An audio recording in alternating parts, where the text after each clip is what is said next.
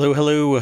I am Mayor Watt, and this is the ohmTown Daily News Show for February 15th, 2023. Tonight's episode is Season 2, Episode 46, Snakes in a Room. Today we're going to be covering, 11 articles. It's kind of, we do a top 10 that we find, and then we turn it up to 11. If you're hearing my voice now, then smash that follow button over on Twitch. If you are following this in other venues, then come over to Twitch and smash that follow button. Lets us know that you're interested in the content. We have fun doing this, but we enjoy it even more when there is a bigger and bigger audience. That would be great to see your face there. Well, your text there. And then maybe we can even throw you up on the screen. Anyway, this is all preamble. We're going to be talking about Star Trek Picard, 7 things that we're going to know about the final season. There was a license plate that was sold for a ton of money. The snakes put in a room to see if they can hear without ears. Robobird teaches other birds. Stellantis recalls 340,000 vehicles. Remnants of an old tavern, 5,000-year-old tavern. Tesla charging stations are going to be available to all EVs eventually. Apple is going to delay its AR VR headset. Elon Musk discloses that Tesla stock gift was sent to charity, but it's a very close to home charity. And we're going to find out who the highest paid entertainer for 2022 was, and it's not who you think, according to the article. And Walmart's eggs spark concern. I wonder what that's all about. Well, we're about to find out. Let's get into it.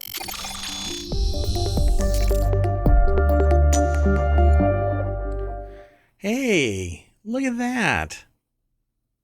ohmTown looks different. Can you spot the difference? It does look different. I noticed the icons to the left of the articles have changed, and I also noticed that you've amped up my visualizer. Look at that. Wow. Pretty neat, huh? Well, we'll keep working on the visualizer, and we have sped up the site dramatically. We have calculated the amount of intake in the last 24 hours as well to 1,000 articles. So quite a bit. It's pretty wild. And it's about 200 sources on a good day. Right now we're a little less than that, but there's a lot of very prominent news providers.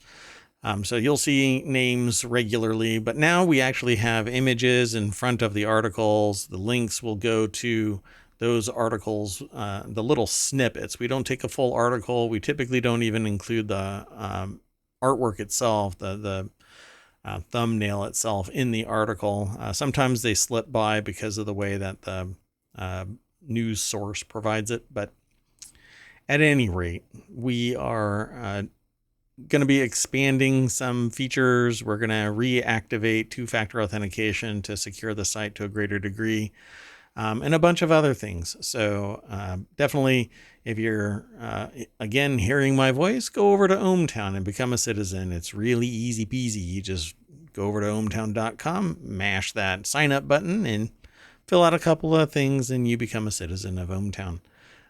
With all that in mind, you have anything exciting that's happened in AI land here in ohmTown?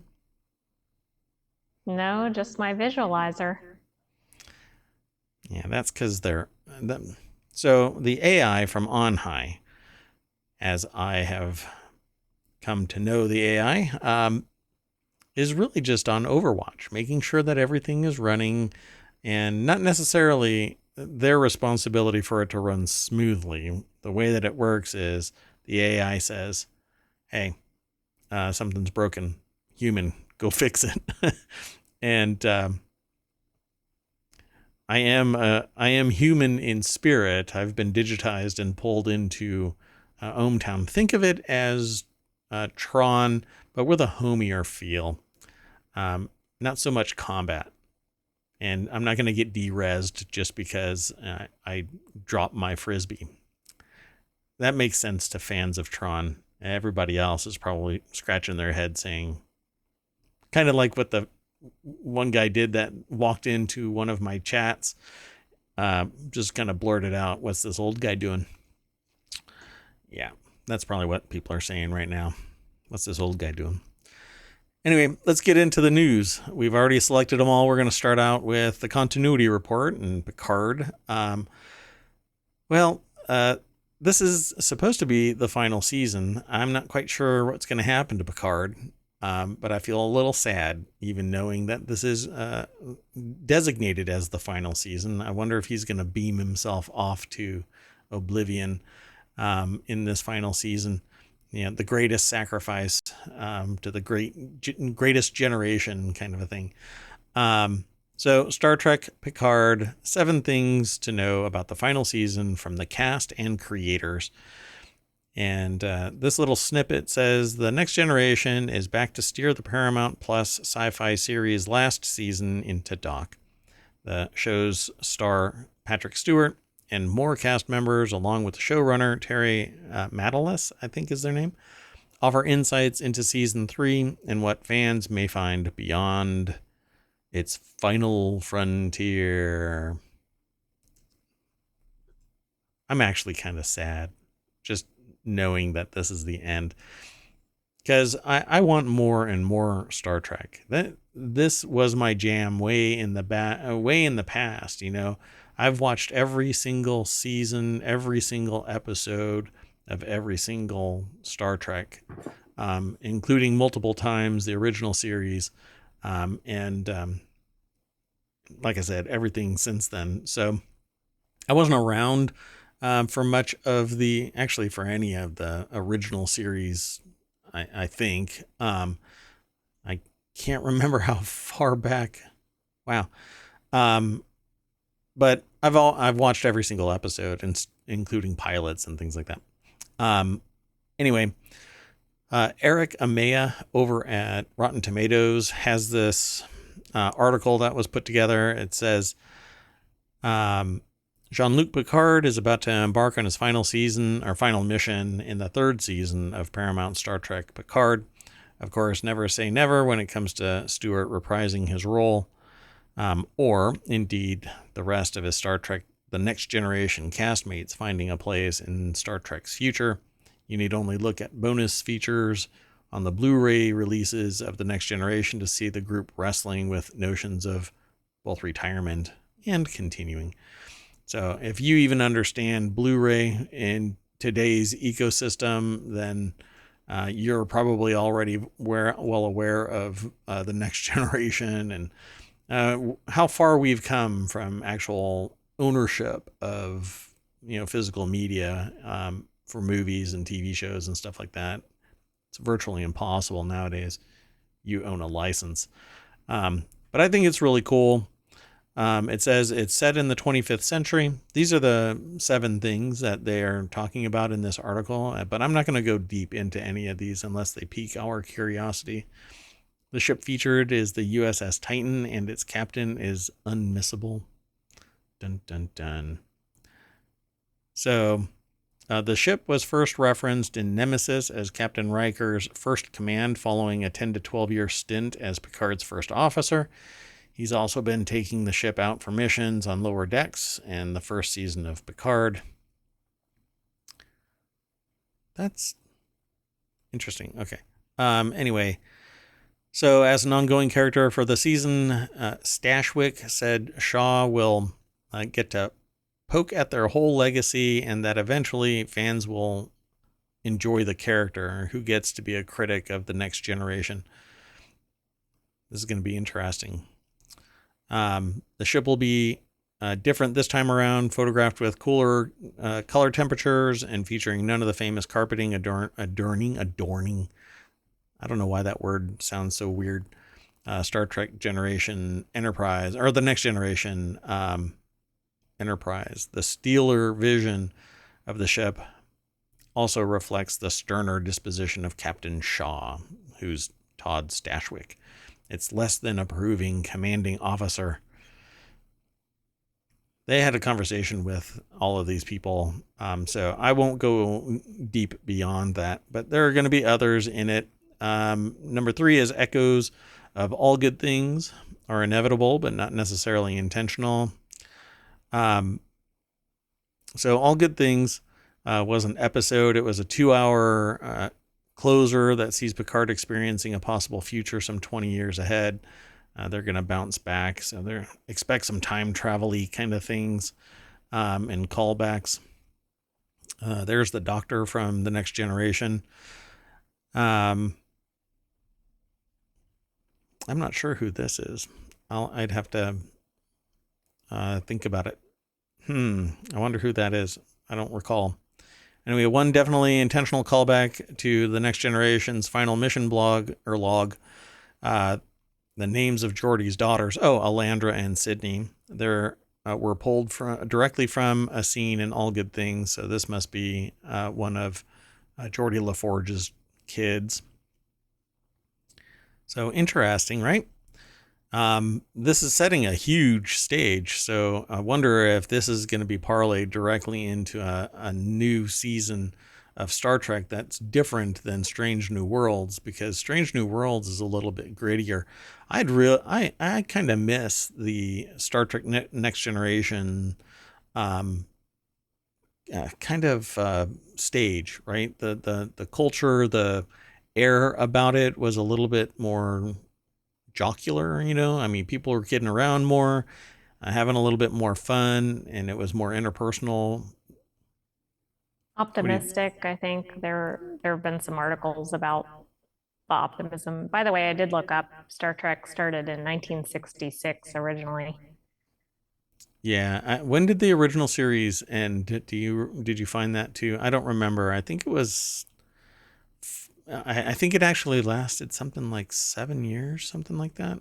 But it had like got It really only had close to three cancel. seasons, so it looks like Oh, maybe 1969 perhaps. yeah. Okay. And I remember it being right on the precipice of cancellation several times, and for some reason, I'm not sure why I have this feeling of it bleeding into the early 70s, but maybe it's just me remembering some dates around it. But number four here is Picard and Riker get to have an informal adventure. Raffi gets back to one, and there's a lot of people that aren't too keen on this particular character, but maybe they'll be different in this season. Not quite sure. It says here at the very end of this section, she's able to navigate and she doesn't have to deal with anybody else talking in her head. I think it's just a natural progression. So they're trying to recover this kind of broken character. Um, and it continues. Number six are Some Things Never Change. Uh, although modern Trek follows more of a serialized storytelling of DS9, which is Deep Space Nine, and looks more like a feature film each week than its 1980s, 90s TV antecedents. By the way, they had just a mountain more of episodes than what gets released nowadays, 10 per season. This thing in the past, it was all year long, every single week, and more than 26 episodes per season back in the 80s and 90s. Then the writer strike came, and I think that's what led to things being a little bit more short story ish, where it's a full on arc, but only 10 episodes. And I think what really. Go ahead. Sorry, the highest number of episodes in a season was 178. How the hell was that possible? I don't know. I mean, that's two a Because, week. oh, I'm sorry. That's the total for the whole series. My Oh, apologies. okay, okay. I knew that number was way too high, but I can tell based on the number of seasons and episodes that the episode count was a lot higher per season than it is currently. Yeah, they are a lot higher. They were a lot higher, and now they're like 8 to 10, pushing it with 12. pretty fascinating. But you had a whole lot more story and character building, world building. Nowadays, it has to be crunched down quite a bit and a lot more action packed. I don't know how I feel about that because I think I'd rather have more writing done, more world building, um, and it doesn't get pushed so long, right? So 10 years for a story to conclude, whereas it would normally have been somewhere around 5 to 7. But it is what it is. I won't knock having more Star Trek. And then it says it may not be the end. At the very end of this article, if we can maintain the work we did on season 1, 2, and 3, then yes, there is still enormous potential in the narrative, and there are doors left open. So Picard may teleport off this mortal coil at the end of the season 3, or just retire, and maybe he'll get picked up by some strange sentient filament and sent into a land where everything is awesome. Everything is awesome. And he lives forever Copyright happy. strike coming. I'll pay the fee based on how many people listen to the stream. So there's a whole lot more in this article, and there are several videos that are attached to this that are also on YouTube. But to get there, follow the link through ohmTown, and you'll get taken over to Rotten Tomatoes with the context of this show and the show notes and whatnot at ohmTown. That said, you can always go straight over to ohmTown, or straight over to Rotten Tomatoes, and just do a search for Star Trek Picard. The next article, and I gave credit, right? I said, yeah, Erica Maya. Yeah, I did. The AI shot me an error message saying, no, I don't think you did. No, I did. So this next article is over in the Daily News Show. That's this show. It just happens to be a channel that's also over on ohmTown, like all the rest of these shows. A license plate that only has the letter R on it just sold for $3.2 million. And that is actually a US dollar sign. 3.2 Oh, million. Right. It's not local currency. Yeah. Yeah, in Hong Kong. And it's not even a record in that city. Well, there's 25 other single letter license plates potentially. Yeah, so apparently, you know what? I'm just going to go over to the source of this. Felice Saya, or Say, I'm not sure how to pronounce it, over at businessinsider.com, wrote this article. And the short notes of this is that the license plate for R sold for $3.2 million on Sunday. The bid was at least 5,100 times the reserve price and represented more than 80% of the total raised at the auction. And that's not even the highest in the city. The highest bid is W, which came in at 3.3 million 2 years ago. Crazy. I don't know. I mean, are those like the most common letters in Hong Kong? I don't think so. They're not the most common letters that you would think if there was a single letter. I mean, we don't auction license plates in the United States, but I wouldn't think those would be the highest priced ones. The reserve price was 5,000 Hong Kong dollars. So that dollar sign, I don't know if it's actually, now I'm starting to question that it's US dollars, but Hong Kong it dollars. is US dollars. So it says 25.5 million Hong Kong dollars, or there it is. $3.2 million. Yeah, that's why I gave up being a PI. So the winning bidder did not respond to media inquiries at the auction hall, the South China Morning Post reported. So look at that. Here's how you become a millionaire, folks. You go over and you find whoever it is that has the other letters of the alphabet, and you ask them nicely, don't pay attention to the news. I would like your license plate. And maybe they'll just give it to you, right? I Anyway, mean, are these just for collectible purposes, or did they actually get to use the license plates? Because I said that we don't auction them in the US, but I meant we don't auction them for usage. I suppose you could auction one if it's just going up on a wall or something. Um, it says here at the end, a quest for a novelty car plate is not just limited to Hong Kong. A rare California plate with the letters MM was sold at 24.3 million in 2021, taking the top spot for the most expensive license plate sold in the world. But why? That he okay, so they say here they added that, or he, the person, let's see, Lam Sai Hung, said he added that the sale of personalized car plates had netted the government almost $77 million since 2006. So it's actually auctioned by, in some way, the government benefiting from that transaction. So I guess everything is fine. I know that license plates with lucky numbers like 8888 and so on actually get auctioned from time to time. Um, but this is pretty amazing. But somebody's got a lot of money, and pay to play. It's a constrained number of options there. So, are you ready to spend millions of dollars to get it? Get it? Because R. The news outlet I further couldn't think reported. of a single letter response that would fit. I got a bunch of them. Did you see that coming?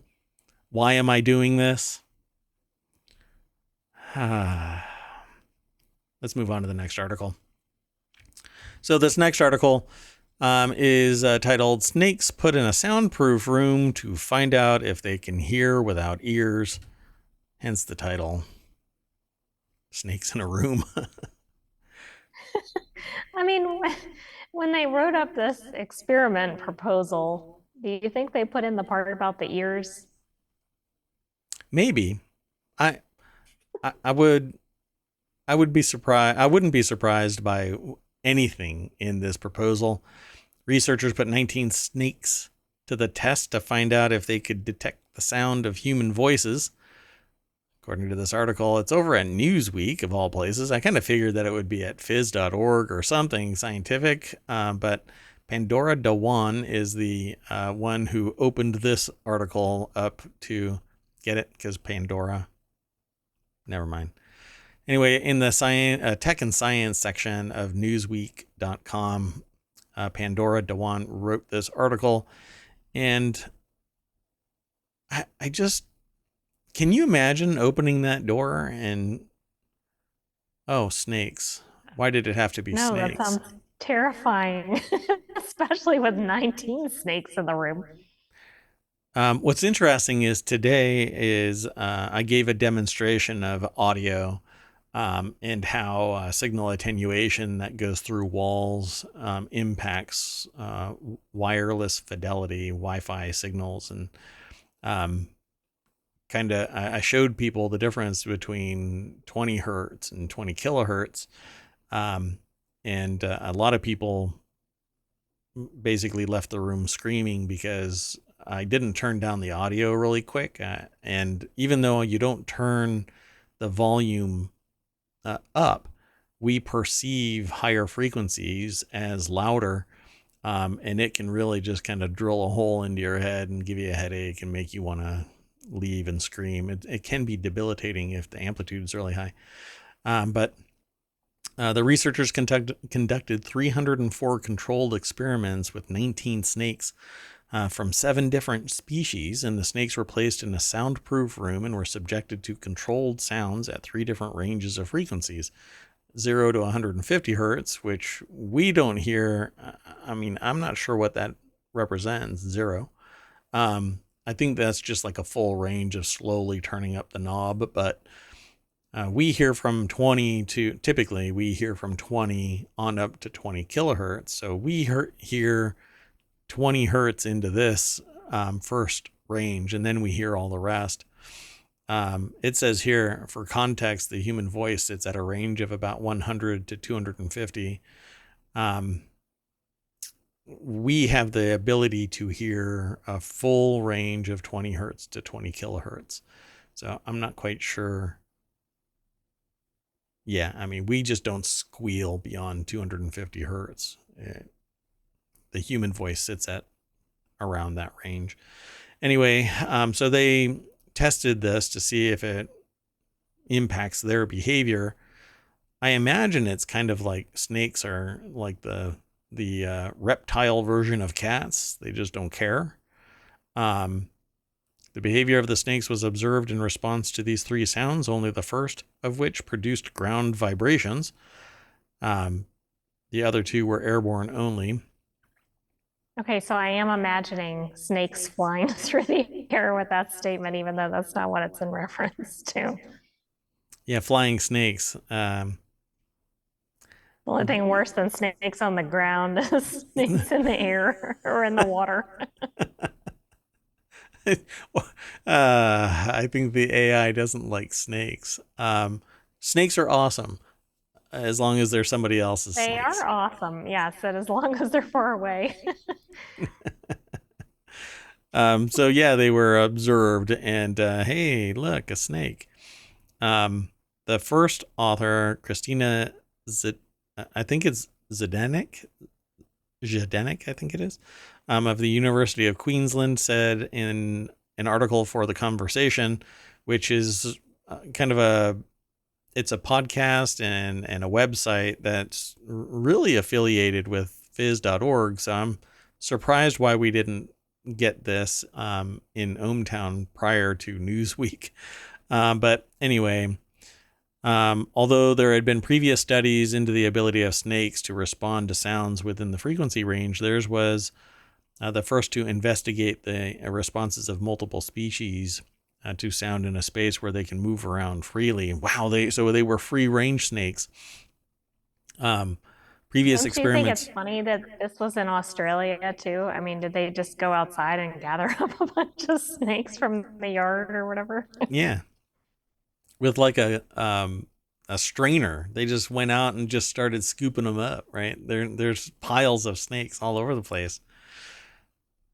That's what I hear. That's the rumor.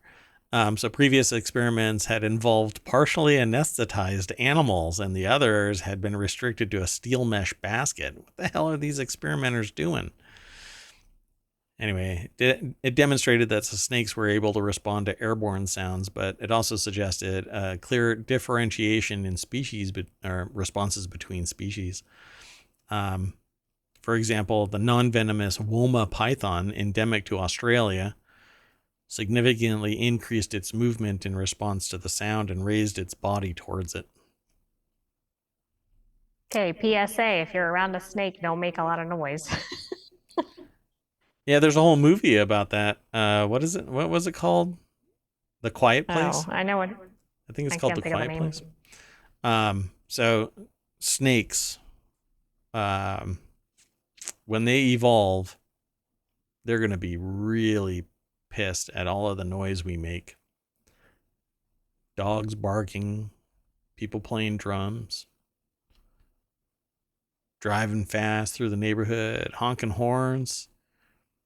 I'm pretty sure that big cities will probably be eliminated first by evolved snakes who don't like sound, because that's where all the noise is going to come from first. You heard it here first, ohmTown citizens. Run. But run quietly. Don't step on any leaves. Watch the documentary The Quiet Place. I think it's called The Quiet Place. Anyway, let's move on to the next article. This is in the Mobile Channel. RoboBird teaches young zebra finches to sing. I posed a question in a previous episode about the pervasiveness of technology and where I think that tech can't go, and I haven't responded to that. I might disclose it in a later episode, but I'm going to tease it again. Where do you think technology can't go? And I'll give you an example of where it has gone. So you might think, hey, you can't teach zebra finches how to sing using technology. And here is a scientist that has created a RoboBird that teaches young zebra finches to sing. Of course, it's a phys.org article. This is by Leiden University. And it says, like children, young zebra finches start by babbling. Some of us don't grow out of it. I'm doing it right now. They hear I'd other like to birds. hear a young zebra finch babbling. That sounds adorable. I bet you it does that little warbling sound that some birds do. That little, I can't do it. I won't do it. I refuse to do it. I have not had enough to drink. Um, they hear other birds singing. They memorize this and start practicing. Um, can you imagine like a zebra finch learning from a parrot that has taught itself how to bark? I wonder if the That would zebra be finch will different. I make like a wonder if it would barking mimic sound. it. Yeah. So to investigate how birds learn, researchers have mostly played birdsong through loudspeakers. This was sometimes in combination with a screen, but didn't get any further than 2D. However, singing involves much more, such as beak and throat movements and posture. This might be why young birds learn less well from a loudspeaker than from another bird. So they've actually created a robot bird that mimics the sound and mode of vocalization and played it for baby zebra finches. And so, lo and behold, young birds interact with the robo finch.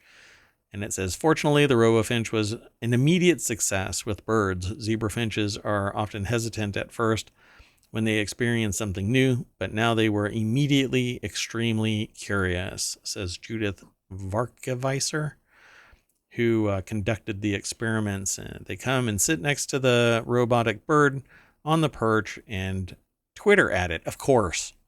You know who uses Twitter a lot? Birds. They tweet all the Zebra time. finches. Zebra finches in particular. And you know what? This would be a great name for an app that is tied to Twitter. But let alone, I would suggest creating a whole new Twitter type of thing and call it RoboFinch, because Musk. Anyway, so more importantly, the birds sit still and study the RoboFinch. When it starts moving and we play bird song, they really seem to be listening. I think that's pretty awesome. And yet another example of the fact that no, you cannot get away from tech. Tech will invade everything, but there is one place that I don't think that it can truly go. If you think you know, get in touch. Post it somewhere. Post it in the chat. You can actually send me a message by hitting !S and then a message into the chat, and it'll get thrown over to that little link right there, ohmTown.showbot.tv.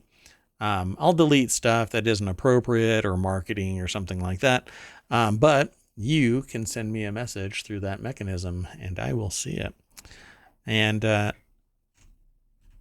Don't you think this is incredible? Because, I mean, humans are arguably choosing to accept technology in new applications, or at least some humans are. But I wonder if the bird knows it's a robot. I mean, basically, does it know it's not a bird?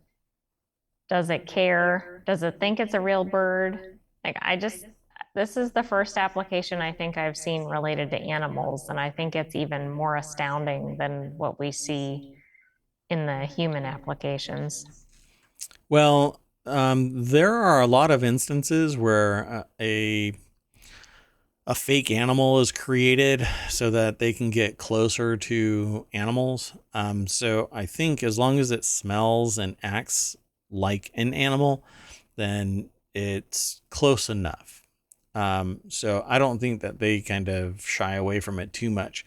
Now, when you come across a bird or another animal that has a level of critical thinking akin to a crow or a raven or a corvid bird, type of bird. What is there's another one. It's like a raven. It's like a crow, but there's another one in there. I can't remember.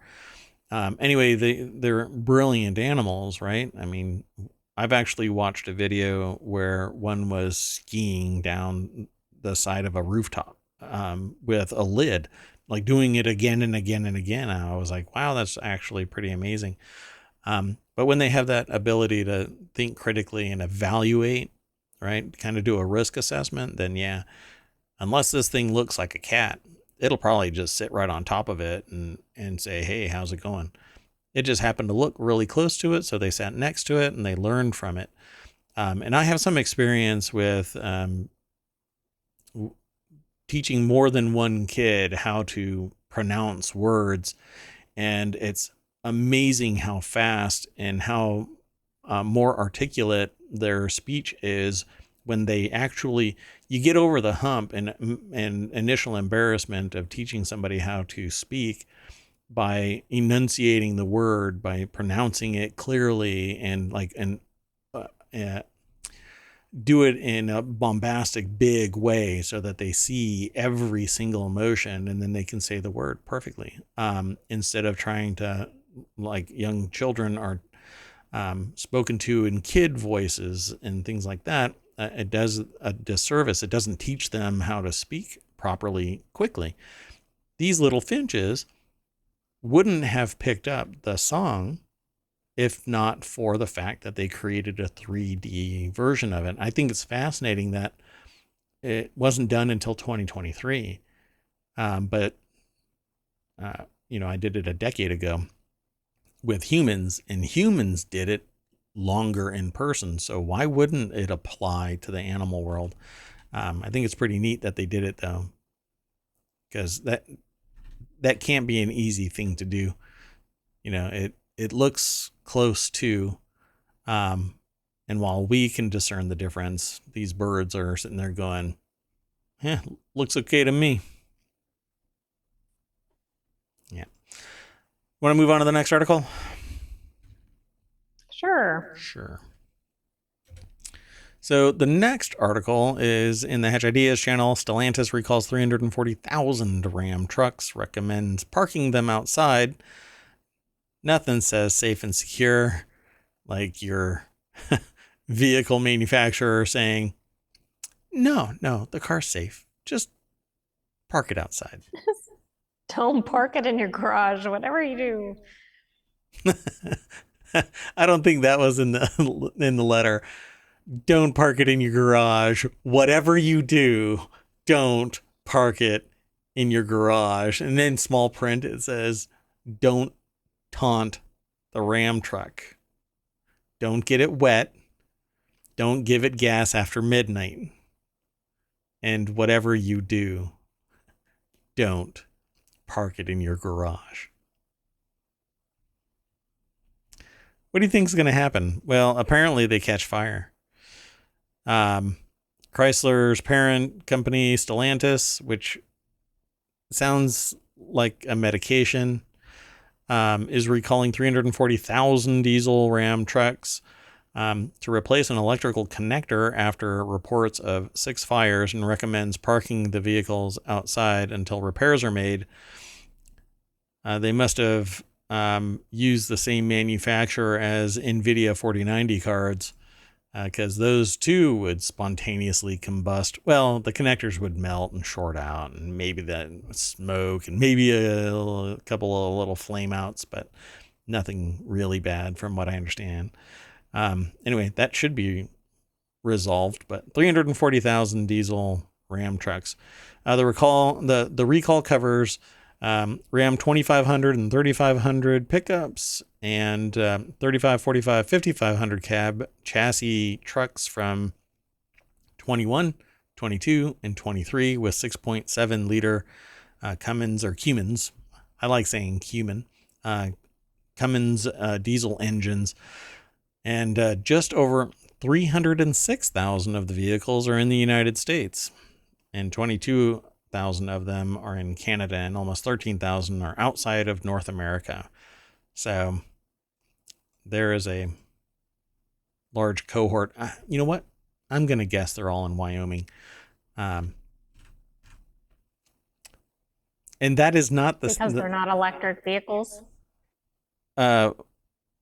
Yes. I'll just say yes.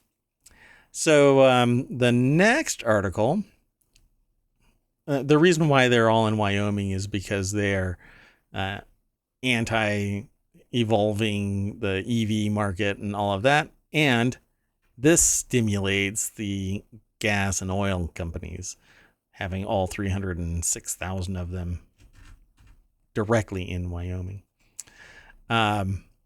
You'll have to look at the past episodes to catch what I'm talking about. They're a couple episodes back.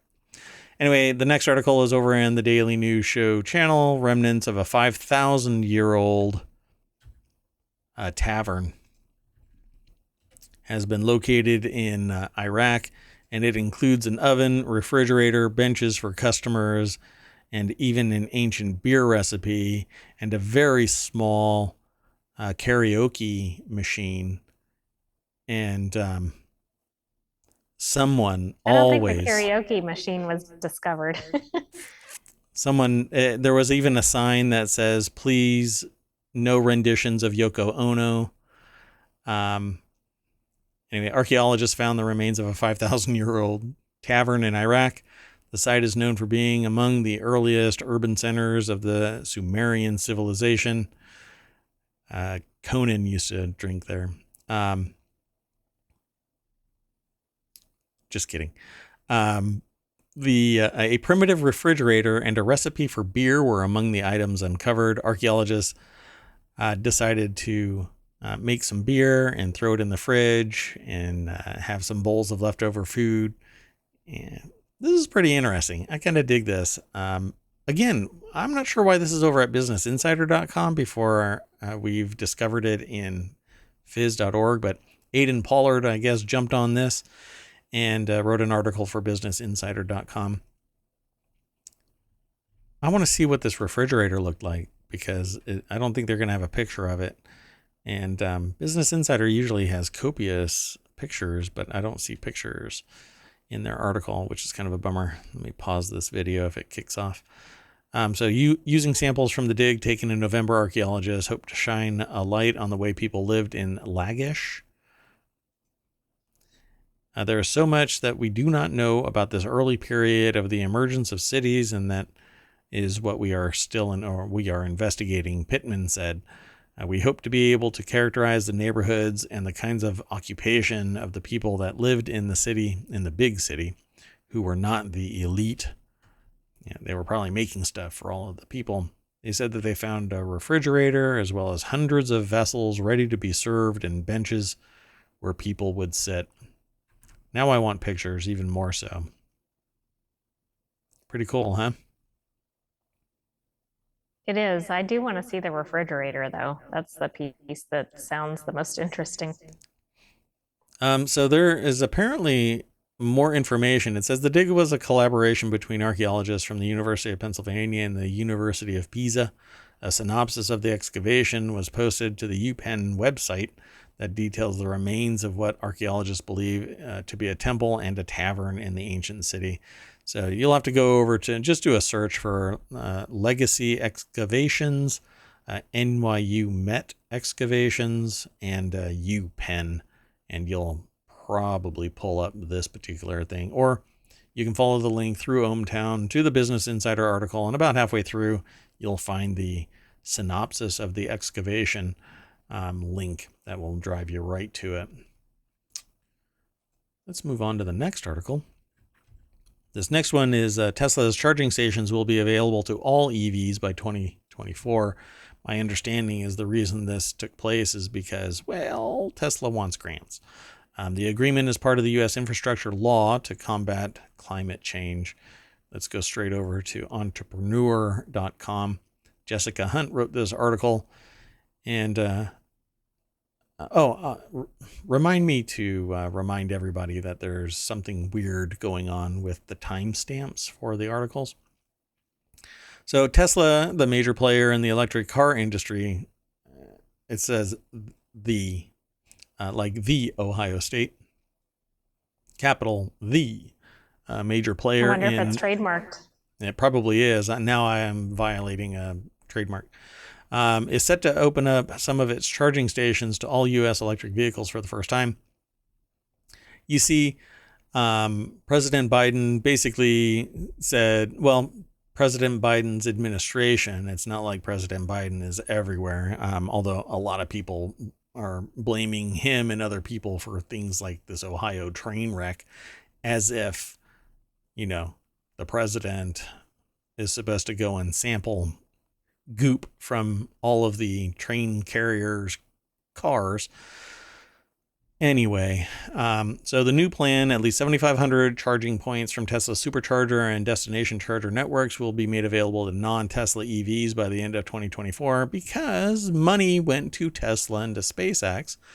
And in the context of Tesla, it saved its ass. So, it's kind of like fiber optics. There's all this dark fiber in the ground. Taxpayers paid for it. Damn it. Light it up. Make it available to rural communities. There was just a hearing about this, and this is the same thing. The dude's a billionaire. It needs to be opened up because taxpayers paid for this stuff. And if there's competition for EVs, then you know what? Make your product better. Compete for our dollars. You're already a billionaire. This should be opened up to the public because it was public money that made this happen. It's just infuriating because I see it happen again and again, and I'm getting longer in the tooth here. I want to see some common good for the common person, and not the creation of American oligarchs, not the billionaire class dictating politics and processes and everything in between. So this is where my soapbox starts getting taller and taller, but I'm going to just step off. New EV standards. The White House revealed a range of new initiatives on Wednesday aimed at making EV charging networks more accessible and reliable for Americans, especially for those traveling long distances. Why? Because EVs don't have the ability to charge very fast, and they're not always available, and those that are there aren't necessarily directly compatible. You have to have some interconnect that makes your charger work with a Tesla charger.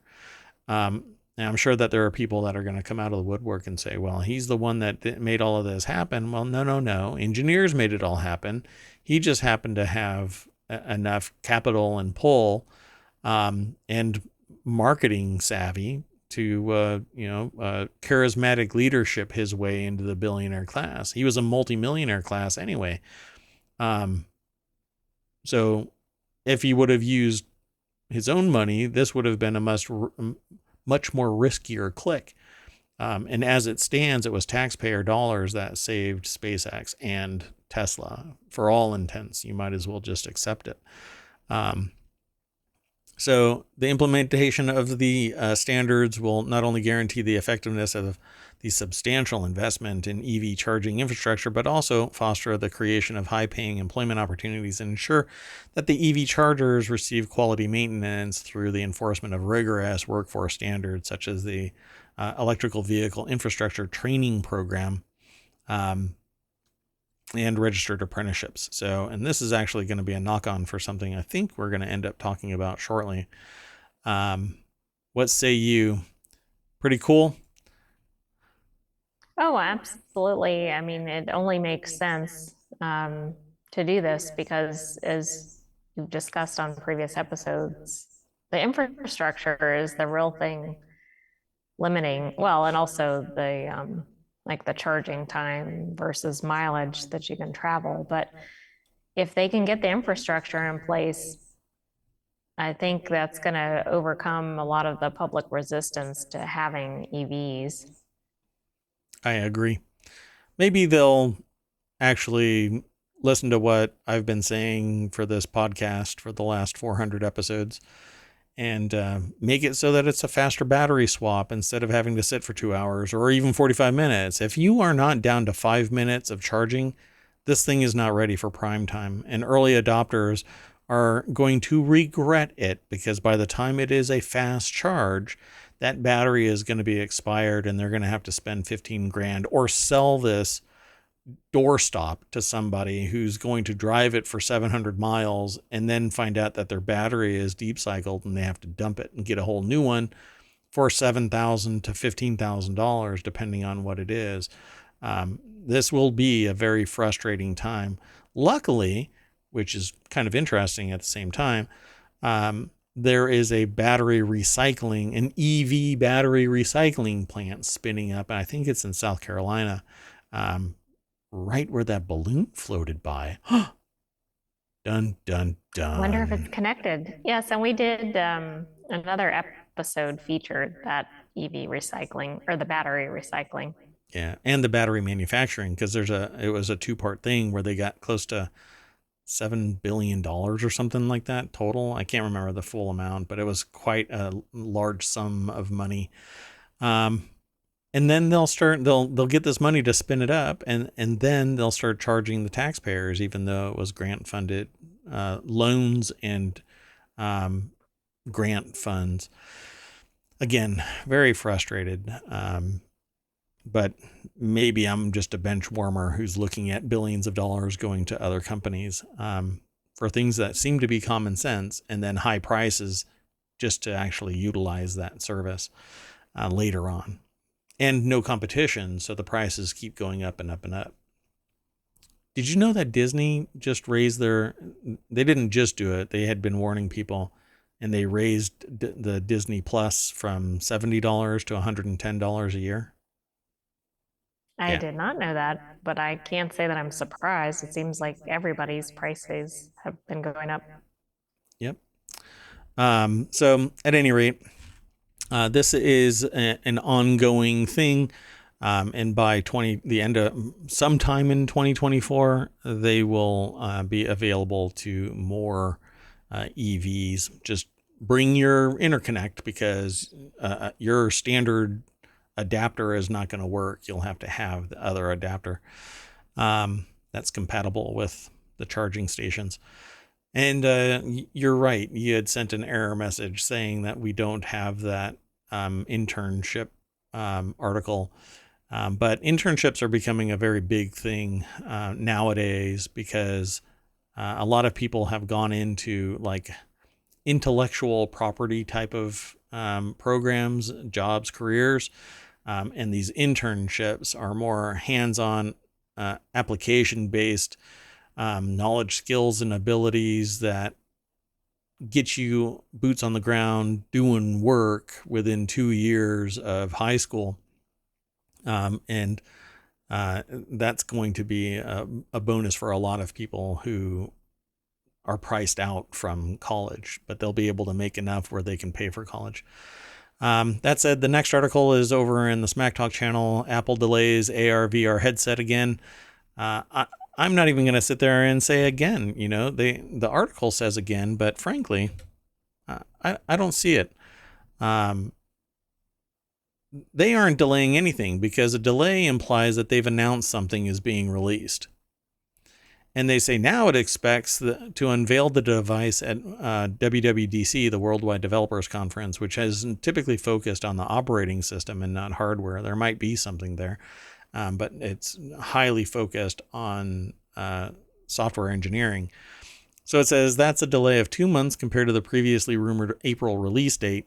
All of this is rumor. All of this is smoke and mirrors. This is basically just hype. And while I am totally on board with an Apple AR type of device, I think that if they were to call it the AR Pro, it would be the Apple Reality Pro. Not bad, not a bad riff, because the AR in Apple, AR. Anyway, I find it a really neat alignment, but it'll represent Apple's first hardware venture into augmented reality and virtual reality market. If it has like a little blind that blacks out the AR element of it and goes fully virtual, this thing is going to be just knocking it out of the park, as long as it is wireless. If I have to, this new gadget called Big Screen Beyond that people are raving about because it's small, it's still freaking tethered. And that is a killer. I don't want to be strapped to my computer.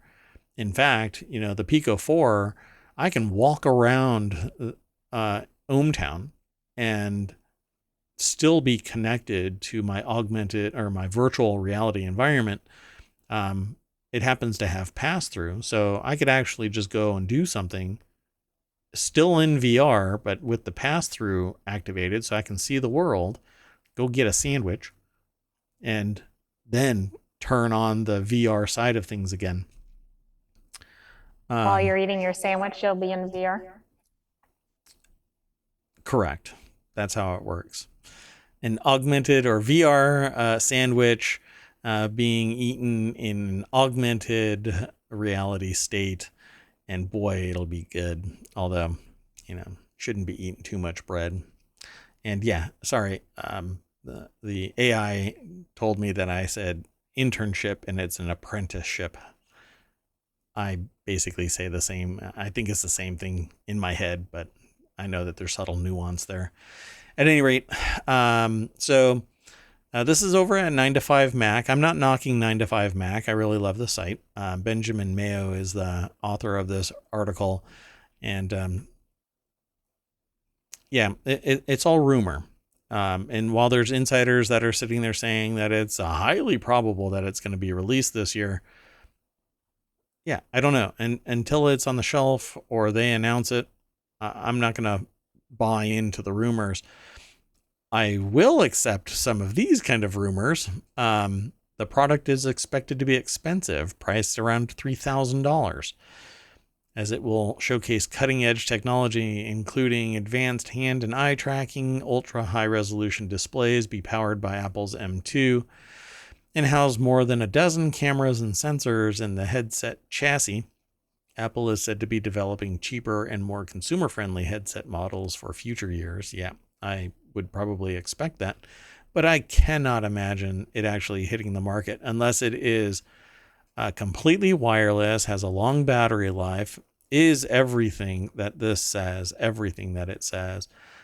Because even Microsoft is taking one on the chin because their $3,000 AR VR headset was making Marines throw up, for crying out loud. And you have to really want this big old beast of a computer strapped to your head. And at $3,000, this thing is going to be, I think, either they've developed something that's micronized all of their technology to a tremendous degree, or this thing is going to be like strapping an entire Mac Pro desktop to your head. Yeah, I'm not buying into it being $3,000, but close. I'd probably say somewhere around the $1,800 to $2,000 mark, but $3,000 is over the top. It will, yeah, it'll have to be fully all on its own. Doesn't need to connect to anything. Doesn't need an iPhone to send its Wi-Fi signal to the cell network for interaction. Whatever. I'm just saying that this thing had Yeah, better. Go ahead. I think this price is going to be right because look at their phone prices. Like Apple is typically fairly high priced, but I think you get a high quality product for it. Um, I think knowing what this is, I think it will be around 3,000, but I could be wrong. Well, I guess we'll see in the coming months. It's all rumor now, but we will see. And this is not a long way out. Yeah, what are they saying again? When will it be? During WWDC, I'm not sure when that's held. Oh, in Yeah, June? yeah. So it's not too far out. So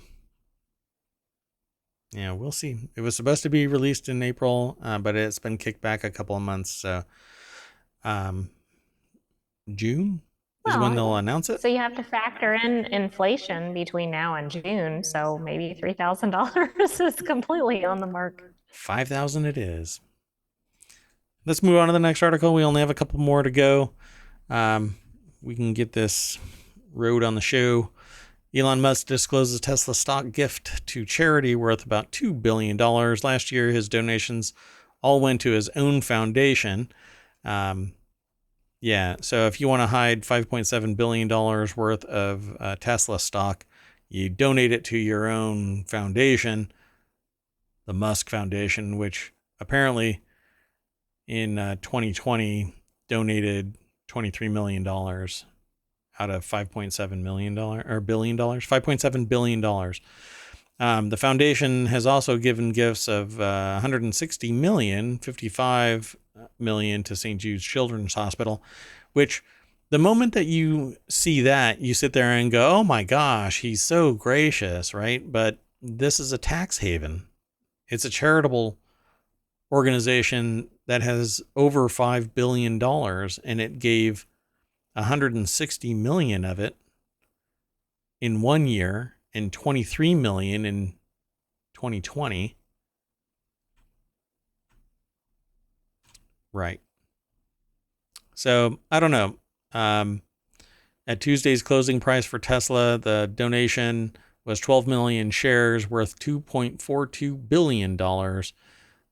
And that's this year.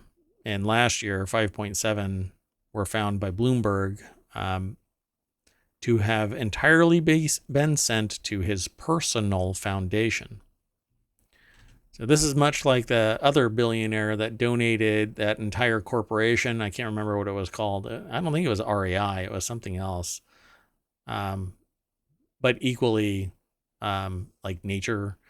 But it was donated to a foundation that's entirely controlled by the family that gave that corporation to the charity. So all it is a tax haven to. Here's Elon Musk saying, oh, you noticed that, huh? Let's move on to the next article. I can't soapbox too much about that guy. This next article is over in the Hatch Ideas channel. Who was the highest paid entertainer of 2022? It's not who you think. See, now you're in AI, and we had a conversation about this. So I can't ask you this question anymore because I've poisoned the well, so to speak. But you know what my answer was, and it was incorrect. So Jonathan Small over at Entrepreneur wrote this article. And yeah, do you want to remind me what your analysis was when you responded?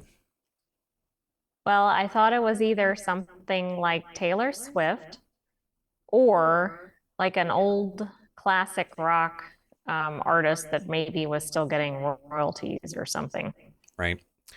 And while you landed correctly, you didn't name who it was, but you got the genre right. Classic English rock band Genesis took the top chart, $230 million in a single year. Now, there's caveats to this. I'm going to scroll down to the top 10 because it's Genesis was the $230 million top prize, and then Sting, $210 million number 2 prize. Tyler Perry, all right. Kind of, Tyler Perry's everywhere in a certain genre of music. And so if you look up Tyler Perry, you'll find all kinds of movies and stuff that Tyler Perry is in, and kind of a cult following. And then some animation stuff, and then the actor Brad Pitt, then Rolling Stones, $98 million. James Cameron, I'm not quite sure how they like snuggled into number 8 because James Cameron is this a different James Cameron? Anyway, because I don't think the article talks about it. But then Taylor Swift and Bad Bunny. Bad Bunny was the curveball I wasn't expecting to see. But needless to say, the caveat for the number 1 and 2 highest paid entertainer for 2022 isn't because they were so prolific or out there getting paid. It's because they sold their libraries. So maybe this has like that little star, like when somebody has a corked bat but scores a ton of home runs. That's what this should have, right? So Genesis is number one, but has a little star because they sold their entire catalog to an investment company. And Sting did the same thing. Little star right there. The only person that's really truly number one off of their hard work is Tyler Perry. And if you've never seen any of Tyler Perry's stuff, so hold on a second. We have like one more And article. I was looking up James Cameron, and it looks like all of his work, of course, has been behind the scenes, right? Like directing, I Right, think some writing, film, etc. But right. it didn't look like he'd done anything like acting. Yeah, I didn't think so. Tyler Perry has a whole production company, and I'd say probably done uh, what? Let's see, 1, 2, 3, 4, 5, 6, 7, 8, 9, 10. So 20, 30, 60 movies, television work from 2007 until today, and is still going. Like The Oval is still going, Sistas is still going, Young Dylan is still going, Ruthless is still going, Bruh is still going, Assisted Living is still going, All the Queen's Men is still going, Zatima is still going. These are television shows that he's a director, writer, producer, but not an actor in. So he's kind of crushing it in terms of entertainment on the back side of it. And on the front side of it, he's done movies like a Medea family funeral, the whole Medea line. Um, he was in Teenage Mutant Ninja Turtles, um, two movies in 2022, a Medea Homecoming and a Jasmine Blues, where he didn't act, but he was an executive in both of those. Although in a Medea Homecoming, he was an actor as well. So he's just clocking it again and again and again with show after show, and he's doing stage work. He hasn't done any of that since 2019, but he's pretty prolific, and I think that he qualifies. The others are based off of their other skills, like Trey Parker and Matt Stone is doing voice work and animation. Same thing with Brooks and Groening, um, and then Brad Pitt. So I think the Rolling Stones sold their catalog too, if I recall correctly. Um, Maybe not. I don't know. Don't hold me to that one. But at any rate, pretty amazing. That to me, the number one, Tyler Perry. Everybody else, that Genesis and Sting has a star. James Cameron has a star, but Tyler Perry is actually out there, along with his other executive work. That's still up there. Okay, so enough soapboxing. You have anything else you want to add to that? I just thought the list was surprising. For the most part, nobody I would have predicted, except for perhaps Taylor Swift, was even in the top 10. Yeah, And and I would Taylor have Swift was, never picked the two bands that were at the top, or the band and singer, I guess. yeah. Well, because he sold the whole catalog, including his time as the Police. So, okay, so this next article and the last one for today, I was ready to soapbox about this because I'm not a big fan of what amounts to an imbalance of power. Um, because I have a problem with the inability to compete with Walmart, because Walmart can lose money on every egg. Well, the title, and it doesn't make any sense if you're listening to this and you haven't heard the title of this article. Walmart's $2 eggs spark concerns and questions. So you're going to hear some wacky numbers. In December, the average cost for a dozen large grade A, eggs in U.S. cities hit $4.25, up $1.79 from a year earlier. Now, a lot of this, I think, is producer price index increases, they're basically saying we're losing a lot of birds. We have costs associated with production and distribution, primarily oil companies causing the cost for diesel and unleaded fuels to skyrocket. And a lot of people go, well, it's the president. No, dumbass. It has nothing to do with the president, because the amount of money that the president and the federal government taxes is like 19 cents across each state. It isn't that much, but local states charge an arm and a leg in taxes. And that money goes to the roads, again, dipshit, for allowing you to drive around on it. That's where all of the tax, because the road gets damaged because of all kinds of things. So pay attention, folks. These eggs went up because there was a massive die-off due to health-related issues, basically the flu, bird flu. This is an article over at newsweek.com by John Jackson. But I've done other legwork prior to this. This just happened to roll into ohmTown, and I decided to pull it up. Mainly because this has a plurality of issues, but two are the main concern. There's all of this underlying costs associated with distributing this stuff. They're small, but they're delicate. So they have to be packaged a certain way and shipped in a certain manner and handled a certain way, and it costs a lot of money, time, effort. Totally understand that. But that is a $2 egg, okay? Not a $4.26 egg. Here's where the big problem is. For everybody else, it's a $4.26 egg. But because Walmart has this massive buying power, they can bulk purchase a bunch of stuff and have a contract that says you can't sell it to anybody at a lower price. So they can charge more elsewhere, but Walmart has these contracts that say if you lower your price anywhere other to anyone other than us, right? You sell it at $2 to us, we'll buy it all day long because you have to sell it somewhere else at a higher cost.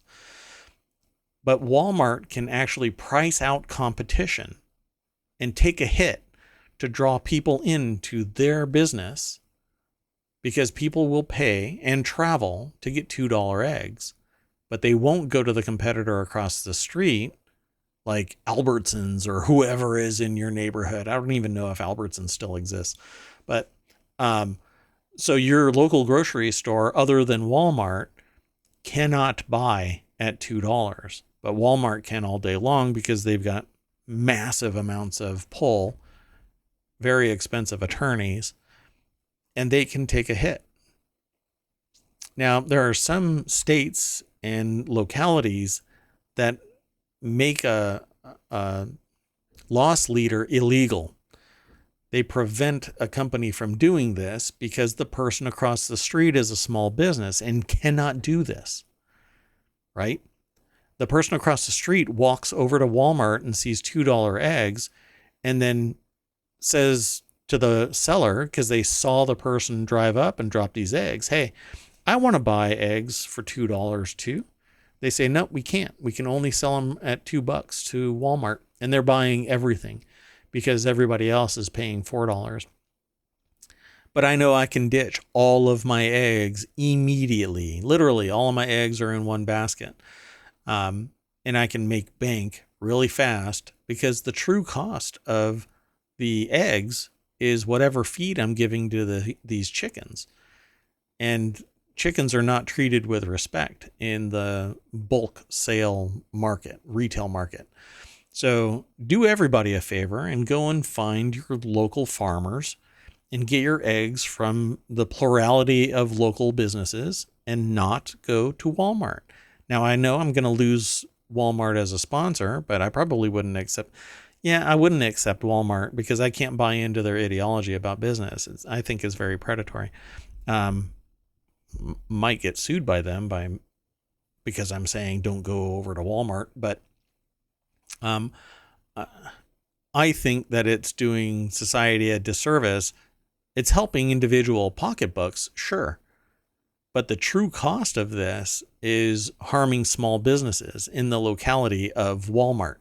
Just like you shouldn't go to Starbucks because Starbucks prevents smaller businesses from spinning up because their costs and their ability to market basically just drowns everybody out in Starbucks marketing.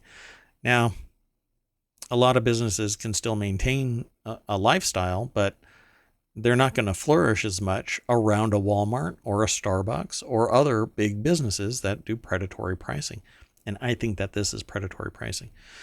So it says a social media post on Wednesday that shows eggs being sold for $2 a carton at a Walmart in Kentucky caused a large online response from people discussing the recent spike in egg prices. Do you have any opinion on this? Well, the egg prices are skyrocketing. The existence of $2 pricing at Walmart certainly raises some eyebrows because there's only certain ways they could have lower pricing, and you discussed some of that. Um, I think as an individual consumer, it's hard to support those local retailers because the prices are higher, and it's easy to say that, but if you have a very slim margin between what your income is and your, say, your rental costs for where you live and your food, et cetera, you probably can't afford to pay double. But societally, we do need to support those small businesses. I think that'll be better for our society in the long run. Yeah. So I know that I purchase when I need them locally from farmers markets, eggs. I think that for me, I know that the animals are treated better. I know that they are fed well. They're not kind of churned in a mill kind of a thing where they're not treated well. They're not fed a quality product. And the local people in ohmTown who are producing various like baked goods and providing various kinds of meats and eggs and produce of varying kinds. It's all done the same quality that they're willing to consume, which means I'm willing to consume it. It isn't just for profit. It's for profit and being part of the community. So that's where I will be going more and more as I find other providers for various goods. So stay local. And I'm one of the promoters here of this new ideology that I think really needs to come to fruition, which is vertical farming within a community so that you can produce locally what is normally shipped all over the world from places.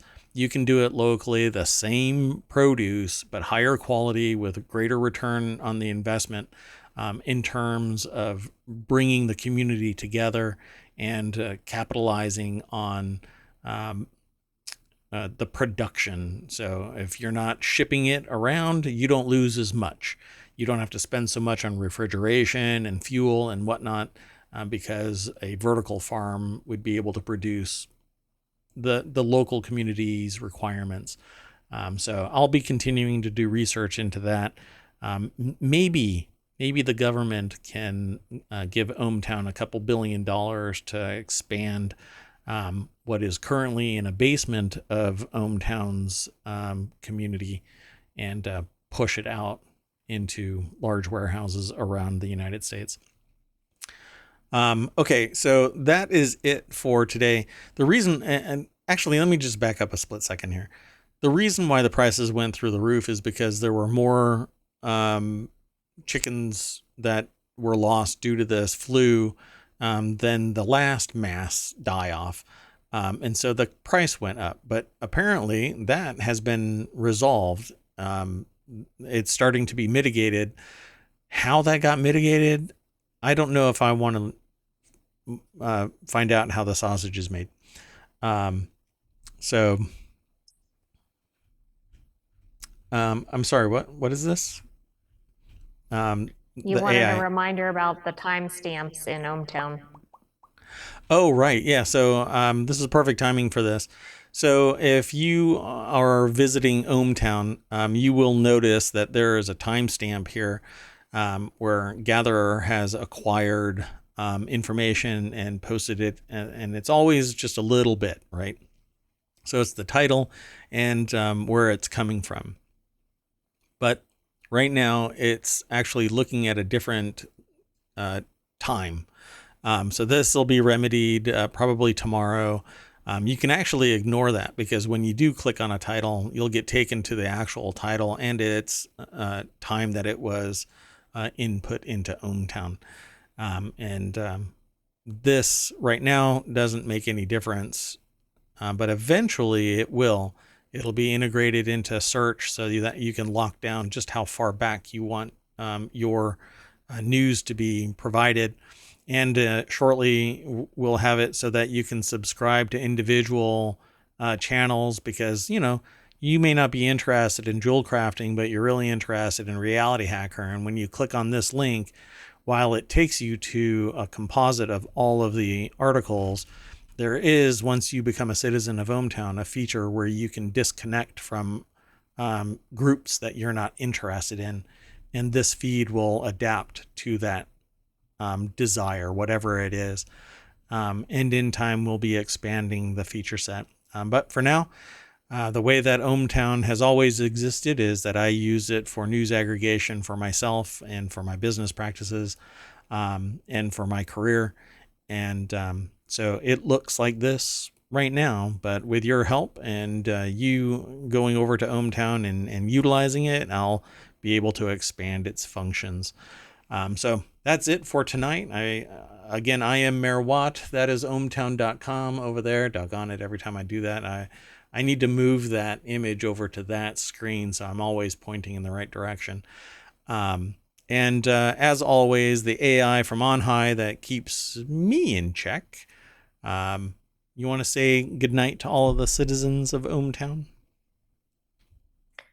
Good night, ohmTown citizens, and we hope to see you at tomorrow's show. We will see you at tomorrow's show, right? That's Because you right. dig this, right? Everybody, this is awesome, right? Everything is awesome. Everything is awesome.